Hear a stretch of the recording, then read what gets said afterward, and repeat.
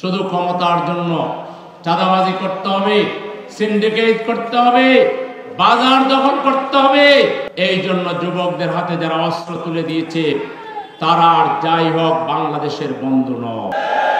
আমার দেশের 1 ইঞ্চি মাটির উপরে যদি কেউ আধিপত্যবাদী চিন্তা নিয়ে নগ্নতা বা বিস্তার করতে চান, আমার পতাকাকে যদি কেউ অমর্যাদা করতে চান, আমার জাতিকে যদি কেউ চ্যালেঞ্জ ছুড়ে দেন, বাংলাদেশের 18 কোটি মানুষের নেতৃত্ব দিয়ে আমরাই আমাদের দেশ রক্ষায় আমরা জীবন দিতে কুণ্ঠাবোধ করব না। আমাদের প্রিয় ইসলাম রক্ষায় জীবন দিতে আমরা অতীতেও কুণ্ঠাবোধ করিনি, আগামী দিনেও আমরা করব না। তথাকথিত বস্তা পচা মানুষের তৈরি করা আল্লাহর আইনের বিরুদ্ধে চ্যালেঞ্জ করে 90% মুসলমানের দেশে তন্ত্রমন্ত্র কায়েম করবেন, যুবকদেরকে আপনারা পাগল বানাবেন, ওই রাজনীতি বাংলাদেশে আর চলবে না। এরা রক্তের উপর দিয়ে ক্ষমতায় আসলো। এরা কত বড় বড় জ্ঞানী গুণী মানুষ, মানুষের দোয়া পাওয়ার জন্য এদের প্রথম কাজ হওয়া উচিত ছিল একটা কমিশন গঠন করে সব শহীদের তালিকা প্রকাশ করা, তাদের মা বাবার তালিকা প্রকাশ করা, আহতদের তালিকা প্রকাশ করা, শহীদদেরকে জাতীয় বীর হিসেবে ঘোষণা করে, আহতদেরকে জাতীয় বীর হিসেবে ঘোষণা করে সবার আগে তাদের ব্যাপারে বন্দোবস্ত করা দরকার। শুনলাম 100 কোটি বরাদ্দ দিছে, কি করছে না করছে পত্রিকা বলে 97% নাকি কিছুই পায় নাই। তো ওনারা করেটা কি? আসসালামু আলাইকুম ওয়া রাহমাতুল্লাহ। সুপ্রিয় দর্শক, ঢাকা মহানগরী উত্তরের পল্লবী থানায় একটা সংস্কৃতি সন্ধ্যা অনুষ্ঠিত হয়েছে। তো সেখানে প্রধান অতিথি হিসেবে উপস্থিত ছিলেন বাংলাদেশ জামাতে ইসলামের ঢাকা মহানগরী উত্তরের আমির মোহাম্মদ সেলিম উদ্দিন। সেখানে তিনি অসাধারণ একটা বক্তব্য দিয়েছেন। সেই বক্তব্যের ভিডিওটা আপনাদের দেখাবো এবং ভিডিওর শুরুতে আপনারা কিছু অংশ শুনলেন। তো প্রিয় দর্শক, এই সাংস্কৃতিক অনুষ্ঠানগুলো গত 15 বছর ধরে কিন্তু আওয়ামী লীগ সরকার করতে দেয়নি। তো এখন চালু হয়েছে। আমাদের পাশের গ্রামে সাইমুম শিল্পগোষ্ঠী এসেছিল, সেখানে অসাধারণ একটা অনুষ্ঠান হয়েছে যা শুনলে আপনারা হাসতে হাসতে শেষ হয়ে যাবেন। যে মানে হালালভাবেও যে বিনোদন করা যায় তা আপনারা দেখলে সেটা বুঝবেন।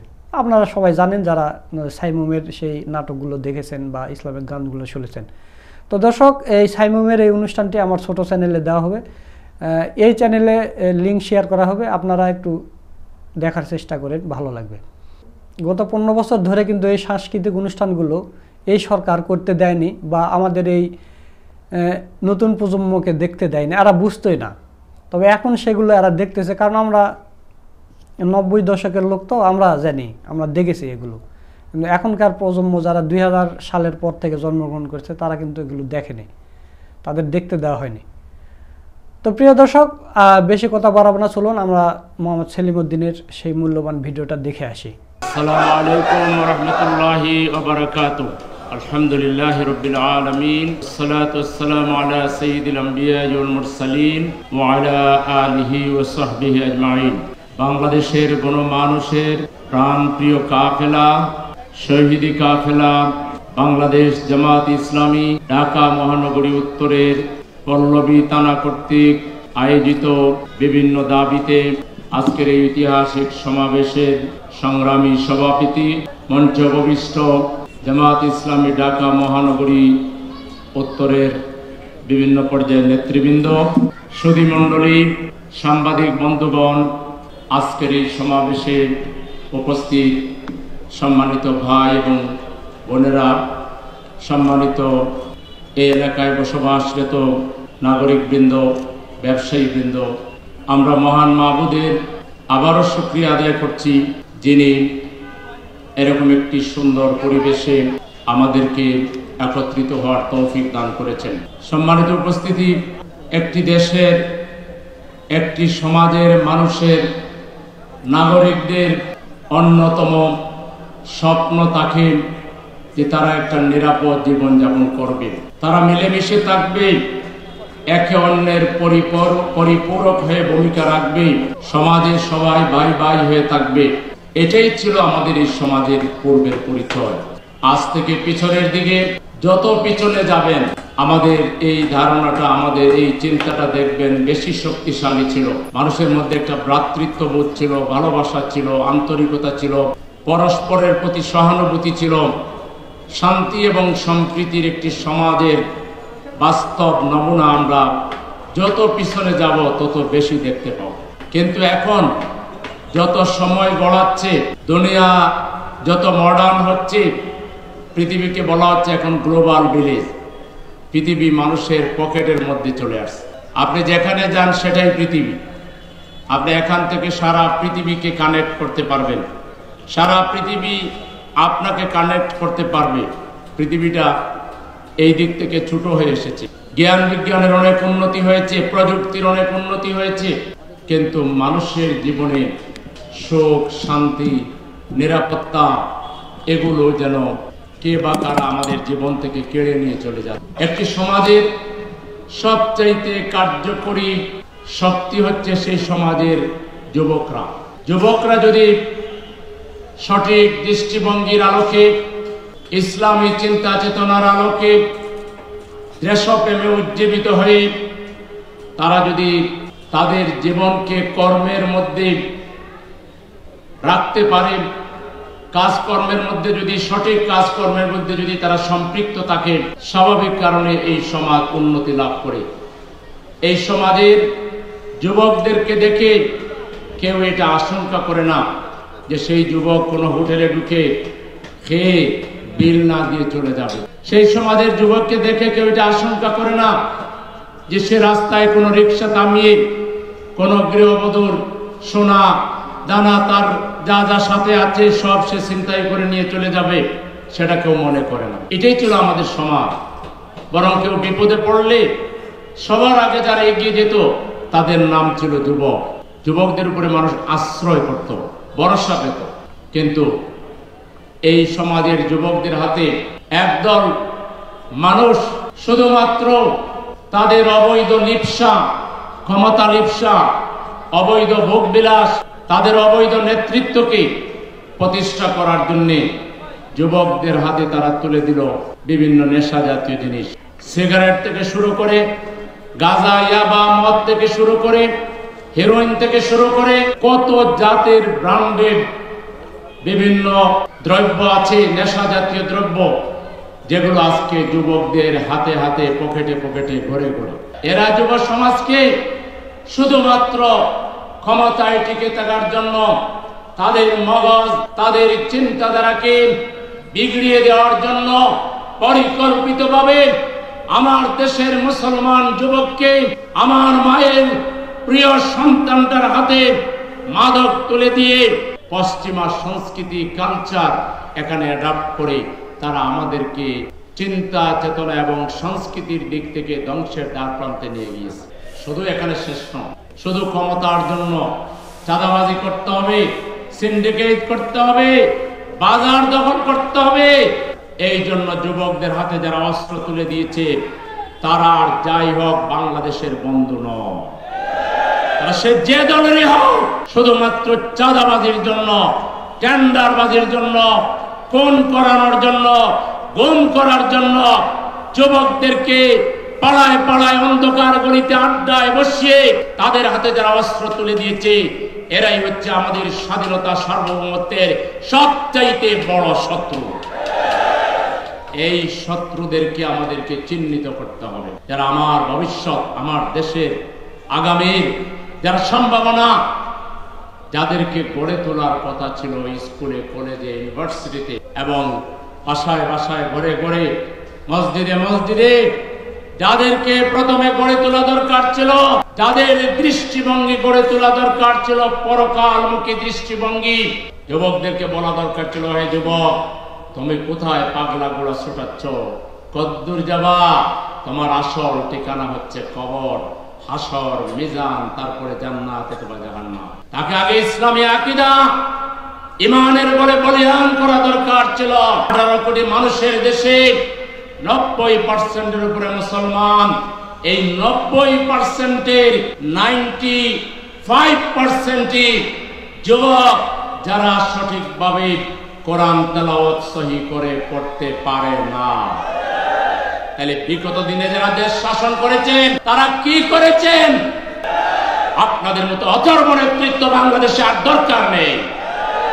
যারা জাতি গঠন করতে পারেন না, যারা জাতির ভবিষ্যৎকে গোল্লায় ভাসিয়ে দেন, ওইসব বস্তা পচা নেতৃত্ব বাংলাদেশের জমিনে আর কোনো দরকার নেই। বাংলাদেশে এখন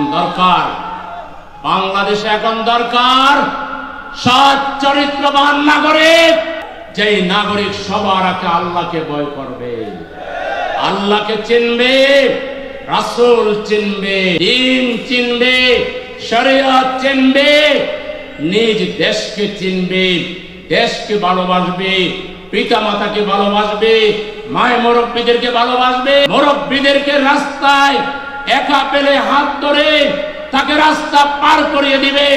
যেই যুবক হবে মানবিক যুবক, যেই যুবক হবে উদার যুবক, যেই যুবক হবে বিশাল হৃদয়ের যুবক, চাঁদাবাজি টেন্ডারবাজির কোন কল্পনা যার মাথায় থাকবে না, সেরকম পুত পবিত্র যুবক যারা তৈরি করতে পারবে আগামীর বাংলাদেশ শুধু তাদের। বাকিরা যে যাই বলুন, ক্ষমতার যাওয়ার যত স্বপ্ন দেখান, চরিত্রের পরিবর্তন না করে, বিশুদ্ধ না হয়ে, নিজেকে প্রকৃত দেশপ্রেমিক আল্লাহ প্রেমিক না বানিয়ে তথাকথিত বস্তা পচা মানুষের তৈরি করা আল্লাহর আইনের বিরুদ্ধে চ্যালেঞ্জ করে 90% মুসলমানের দেশে তন্ত্রমন্ত্র কায়েম করবেন, যুবকদেরকে আপনারা পাগল বানাবেন, ওই রাজনীতি বাংলাদেশে আর চলবে না। ওই রাজনীতি কি বাংলাদেশে আপনারা চান? ওই রাজনীতিকে আমরা ঘৃণা করে প্রত্যাখ্যান করলাম। বাংলাদেশের যে যুবকরা দ্বিতীয় তৃতীয় যাই বলি আমরা স্বাধীনতা এনেছে, তারা বাসা থেকে বলে গিয়েছে, দৌড়াইয়া বের হয়ে গেছে, মা গেলাম, আর দেখা নাও হতে পারে। মা পিছনে বাবা বাবা, মা আর বাচ্চার নাগাল পায়নি। বাচ্চা আর বাইরের দরজায় এসে মা মা বলে আর ডাকার সুযোগ পায়নি।